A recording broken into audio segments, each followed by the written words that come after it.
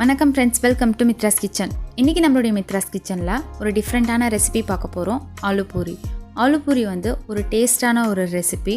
இது ரொம்ப ஈஸியாக பண்ணக்கூடியது. வாங்க எப்படி பண்ணுறதுன்னு பார்க்கலாம். இன்றைக்கி நம்மளுடைய வீடியோவில் பார்க்க போகிற விஷயம் ஆரஞ்சு ஜூஸ். பொதுவாக ஆரஞ்சு சாப்பிட்டா நம்மளுடைய ஸ்கின் நல்லா பொலிவாக இருக்கும் அப்படின்றது எல்லாருக்குமே தெரியும். ஆனால் இந்த ஆரஞ்சில் அதிக நார்ச்சத்து இருக்குது, நோய் எதிர்ப்பு சக்தியை அதிகரிக்கும், இன்னும் பல நன்மைகள் இருக்குது. அதனுடைய ஒரு சில தொகுப்பு தான் இது. அதுக்கு முன்னாடி நம்ம சேனலை சப்ஸ்கிரைப் பண்ணலன்னா மறக்காமல் சப்ஸ்கிரைப் பண்ணுங்கள், பக்கத்தில் இருக்க பெல் ஐக்கானை ப்ரெஸ் பண்ணுங்கள். இப்போ செய்ய ஆரம்பிக்கலாம். ஃபஸ்ட்டு நம்ம மாவு பிசைஞ்சிக்கலாம். அதுக்கு 500 கிராம் கோதுமை மாவு எடுத்துக்கலாம். அடுத்து 2லிருந்து 3 உருளைக்கிழங்கு வேக வச்சு எடுத்துக்கலாம்.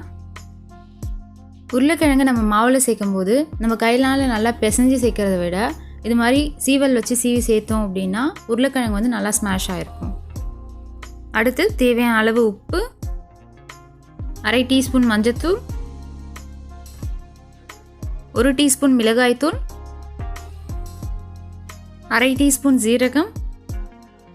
நம்மளுடைய பூரி இன்னும் கொஞ்சம் வாசனையாக இருக்க அதில் 1/4 டீஸ்பூன் ஓமம், 1/2 டீஸ்பூன் எள்ளு, ஒரு பச்சை மிளகாவை நல்லா பொடிசாக கட் பண்ணி சேர்த்துக்கலாம்.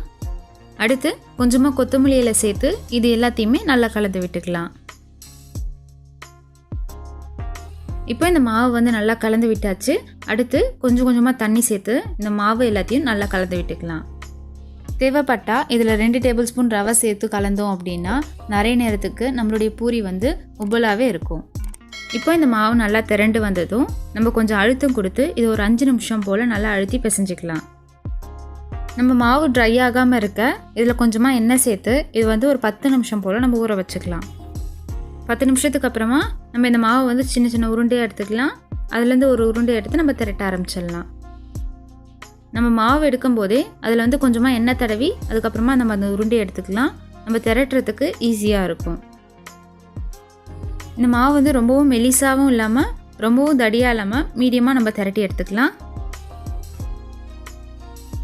எண்ணெய் நல்லா சூடானதுக்கப்புறமா நம்ம பூரி போட ஆரம்பிச்சிடலாம். இப்போ ஒவ்வொன்றா இதில் போட்டு எடுத்துக்கலாம்.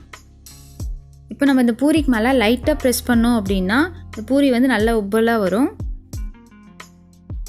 இந்த பூரி கூட ரைத்தா, உருளைக்கிழங்கு மசாலா, நான்வெஜ் சாப்பிட்றவங்களா இருந்தால் நான்வெஜ் கிரேவி, இதெல்லாம் ஒரு சூப்பரான சைட் டிஷ்ங்க. அடுத்து இந்த பூரி நல்லா உப்பலாக வந்ததுக்கப்புறமா 2 சைடும் பொரிச்சு எடுத்துக்கலாம். நம்மளுடைய சுவையான ஆலு பூரி ரெடி ஆகிடுச்சு. இது எல்லாருமே கண்டிப்பாக விரும்பி சாப்பிடுவாங்க. நீங்களும் வீட்டில் செஞ்சு அசத்துங்க. எனக்கு கிட்ட மறக்காமல் கமெண்ட்லேயும் சொல்லுங்கள். உங்களுக்கு இந்த வீடியோ பிடிச்சிருந்தா மறக்காமல் லைக் பண்ணுங்கள், ஷேர் பண்ணுங்கள்.